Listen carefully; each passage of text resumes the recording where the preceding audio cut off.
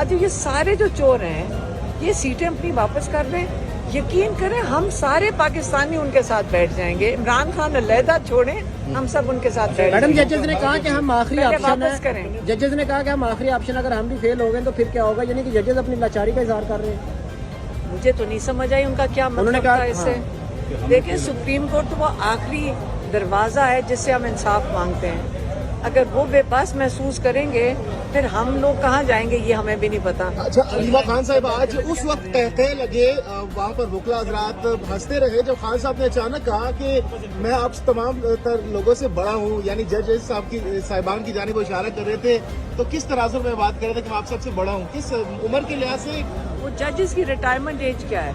63। हाँ, तो फिर इमरान खान तो बड़े ही हुए ना, काजी फायदा 7 साल साहब, बड़े हैं। काजी फायदा साहब आज नहीं बोले, लेकिन जब साइफर की बात हुई तो काजी फायदा ने टोक दिया इमरान खान को। ये क्या वजह थी? पूरी समात में नहीं बोले लेकिन साइफर पे वो टोक दिया उन्होंने। क्योंकि डोनाल्ड लू और बाजवा साहब का नाम आ जाता। ये आप भी नहीं चला सकोगे डोनाल्ड लू और बाजवा। चलाएंगे मैडम, चलाएंगे।